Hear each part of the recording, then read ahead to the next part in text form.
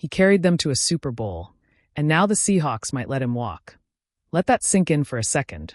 The Super Bowl MVP. The engine of the postseason run. The most explosive player on the field when everything mattered most. And yet, reports are swirling that the Seattle Seahawks are not expected to place the franchise tag on Kenneth Walker III, a move that would have cost $14.1 million for one season. That decision alone changes everything about this offseason. And by the end of this video, you're going to understand why this isn't just about money. It's about identity. Because what's happening in Seattle right now isn't random. It's strategic. It's calculated. And it might shock fans who thought Walker was untouchable. Let's rewind to the moment that made this situation so emotional. Kenneth Walker III didn't just play well in the Super Bowl. He dominated it. Every time the offense stalled, he bailed them out. When the defense needed rest, he delivered sustained drives.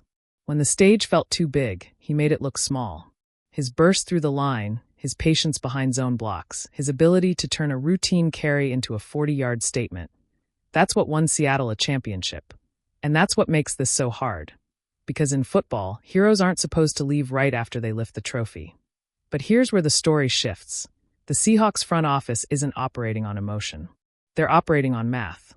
Cold, long-term, championship-sustaining math. The franchise tag for a running back this year sits at $14.1 million. 1 year. Fully guaranteed. On the surface, that sounds manageable for a Super Bowl MVP. But that's not the real number that scares them. The real number is $36 million. That's what Kenneth Walker III is projected to command on the open market over 4 years. Around $9 million per season. And in today's NFL ecosystem, that's where philosophies collide. Because Seattle's offense is evolving. It's leaning heavily into a Shanahan-style wide zone system. A scheme built not on one superstar back, but on interchangeable pieces. This system historically avoids overpaying running backs. Instead, it drafts them, develops them, rotates them, and plugs in fresh legs every few years. It's not about disrespect. It's about efficiency. And if you look around the league, the evidence is clear. Teams running this system consistently produce 1,000-yard rushers without handing out massive second contracts. The scheme creates lanes. The blocking angles create space.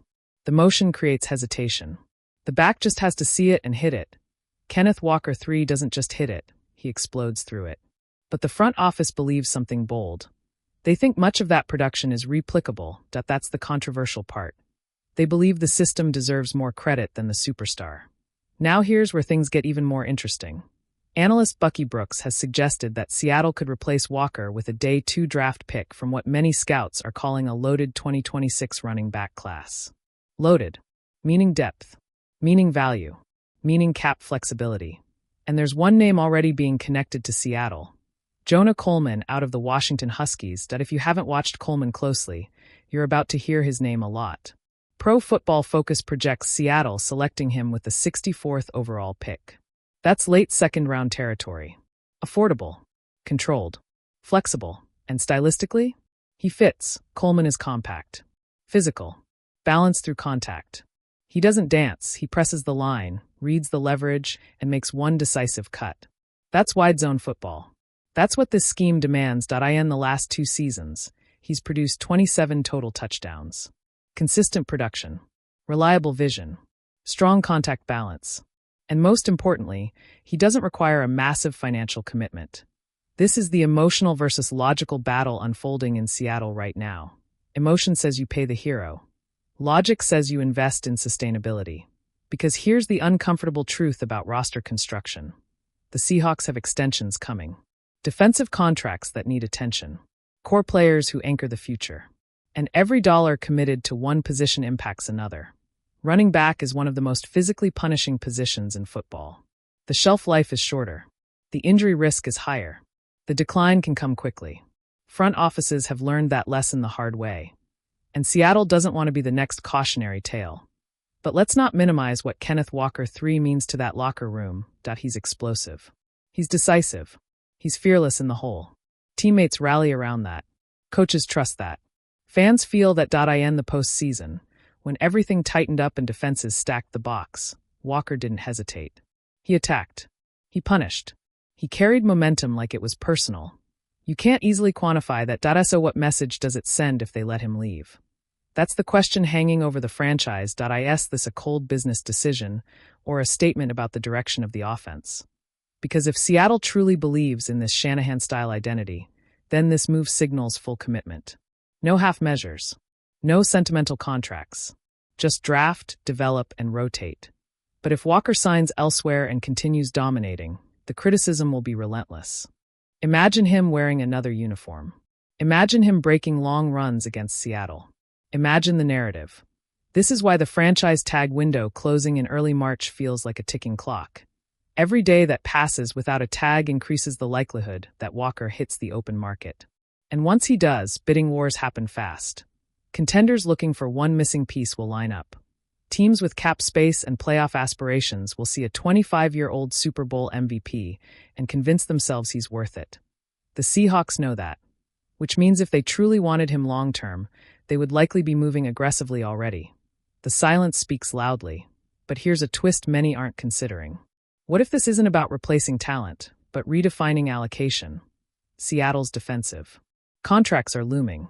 Edge rushers. Interior disruptors. Secondary anchors. In today's NFL, elite defense still wins championships. And sustaining that defense costs money. If you can draft a running back who gives you 80% of Walker's production at 20% of the cost, you can pay a game-wrecking defensive star instead. That's roster math. It's not glamorous. It doesn't trend on social media, but it builds dynasties. Still, there's risk. Draft picks aren't guarantees. For every mid-round success story, there's a prospect who never translates. What if Jonah Coleman doesn't adapt to NFL speed? What if the offensive line regresses? What if the system doesn't hum without Walker's burst? These are the variables, and Seattle's front office is betting they can manage them. Kenneth Walker III's postseason run elevated him from star to symbol. He became the embodiment of Seattle's grit. And symbols are hard to part with. But football history is full of teams that moved on at the peak to avoid paying for the decline. That's the gamble. And make no mistake, it is a gamble. The coming weeks will reveal whether Seattle prioritizes emotional loyalty or long-term financial architecture. If the franchise tag goes unused, it sends a message. No position is sacred. If they negotiate a team-friendly extension, it signals compromise. If he walks outright, it confirms a philosophical shift. Either way, this offseason could redefine the Seahawks' identity for the next 5 years. So here's the real question. Is Kenneth Walker III a system beneficiary or the system's heartbeat? Because if he's the heartbeat, replacing him won't be as simple as drafting a compact, balanced runner with strong vision. If he's a beneficiary, then Seattle might be ahead of the curve. And that's where you come in. If you were running the Seahawks front office, would you commit $36 million to your Super Bowl MVP running back? Or would you trust the system, draft Jonah Coleman, and invest those savings into defense and future extensions? Drop your take in the comments. Was this the right move by Seattle, or are they risking dismantling the very formula that just brought them a championship? The clock is ticking. The tag window is closing. And Kenneth Walker III's future may already be decided behind closed doors. One thing is certain. This isn't just about a running back. It's about how champions choose to stay champions. And sometimes the boldest move is the one that breaks hearts.